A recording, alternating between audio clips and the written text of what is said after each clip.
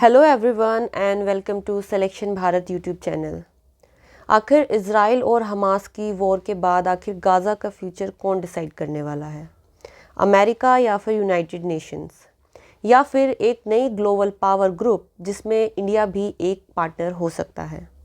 तो Donald Trump ने हाल ही में पीएम नरेंद्र मोदी को board of peace for Gaza join करने का इनविटेशन भेजा है। लेकिन अब सवाल ये उठते हैं कि क्या इंडिया इस ग्लोबल बोर्ड को ज्वाइन करेगा, और अगर इंडिया इस बोर्ड का हिस्सा बनता है तो इंडिया के लिए इसका क्या मतलब होगा। तो आइए इस वीडियो में हम ये पूरी स्टोरी को समझने वाले हैं, तो इस वीडियो को एंड तक ज़रूर देखिएगा। तो आइए समझते हैं कि आखिर board of peace for Gaza है क्या। Board of peace for Gaza एक नई इंटरनेशनल बॉडी है जिसे प्रेसिडेंट डोनाल्ड ट्रंप ने हाल ही में प्रपोज किया है। इस बॉडी का जो मेन एम है वो है इज़राइल हमास की वॉर के बाद शॉर्ट टर्म सीज़ फायर से जो लॉन्ग टर्म पीस तक की जर्नी है उसे ईजी बनाना। इस बोर्ड का जो मेन ऑब्जेक्टिव है वो है गाज़ा के पोस्ट वॉर रिकंस्ट्रक्शन को ओवरसी करना, पीस एफर्ट्स में स्ट्रेटेजिक ओवरसीट और अकाउंटेबिलिटी लेके आना, गाज़ा के लिए एक नया गवर्नेंस स्ट्रक्चर स्टैब्लिश करना, और जो इंटरनेशनल रिसोर्सेज हैं उन्हें कोऑर्डिनेट करके एक लॉन्ग टर्म स्टेबिलिटी इंश्योर करना। ट्रंप इस इनिशिएटिव को अपने एक broader US led comprehensive plan to end Gaza conflict का हिस्सा बता रहे हैं। और जो यूएन सिक्योरिटी काउंसिल है उसके एक रेजोल्यूशन ने इस स्टेप को अप्रोच करते हुए इसको वेलकम भी किया है। कुछ रिपोर्ट्स हमें ये बताती हैं कि अगर आप 1 बिलियन कंट्रीब्यूट करते हैं तो आपको एक परमानेंट सीट इस बोर्ड के अंदर मिल सकती है। लेकिन अभी तक ये इस बात पर कोई भी ऑफिशियल कंफर्मेशन नहीं आया है वाइट हाउस की तरफ से।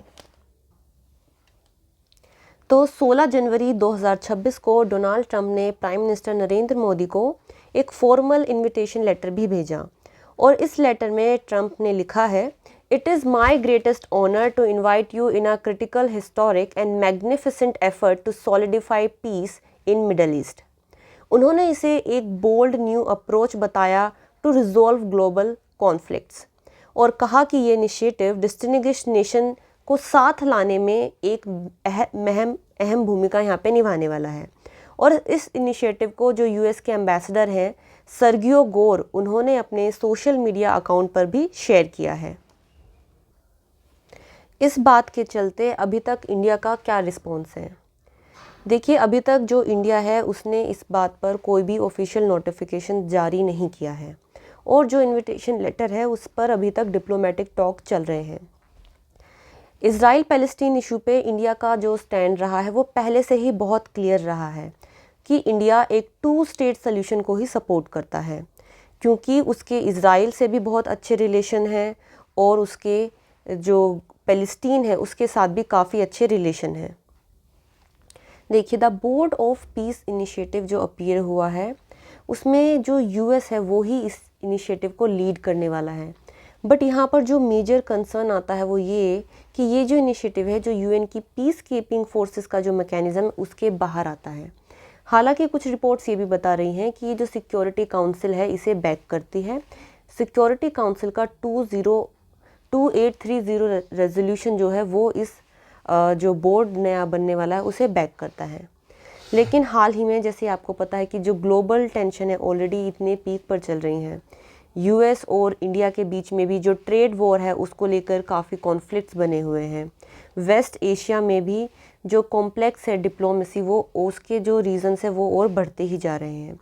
सम international official and commentator question that board structure and mandate and इसकी इफ़ेक्टिवनेस, इस बोर्ड की जो इफ़ेक्टिवनेस है उसे भी क्वेश्चन किया जा रहा है कि आखिर ये बोर्ड कितना इफ़ेक्टिव रहने वाला है, क्योंकि अभी तक ऐसा कुछ डिसाइड ही नहीं हुआ है कि इसका स्ट्रक्चर क्या रहने वाला है।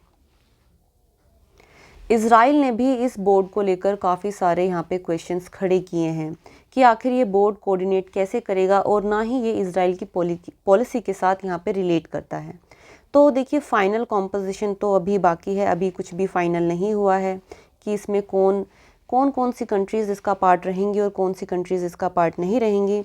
तो और जितनी भी कंट्रीज़ को अभी तक इनविटेशन भेजा गया है उनमें से किसी ने भी अभी से एक्सेप्ट नहीं किया है, इंक्लूडिंग इंडिया। तो ये डिसीजन अभी पेंडिंग है। और आने वाले टाइम में इस इशू के ऊपर जो भी नई लेटेस्ट अपडेट आती रहेंगी हम आपको अपडेट करते रहेंगे। और इसके लिए आप हमारे चैनल सिलेक्शन भारत को सब्सक्राइब कर सकते हैं। अगर आपको वीडियो पसंद आई है तो इसे लाइक कीजिए और ज़्यादा से ज़्यादा अपने दोस्तों के साथ भी शेयर कीजिए। Thank you.